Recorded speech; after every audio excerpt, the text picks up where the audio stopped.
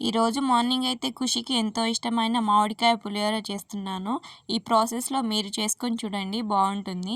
ముందుగా కడాయిలో ఆయిల్ పోసుకొని ఆయిల్ హీట్ ఎక్కాక తాలింపు గింజలు, పల్లీలు యాడ్ చేసుకొని వేగనివ్వాలి.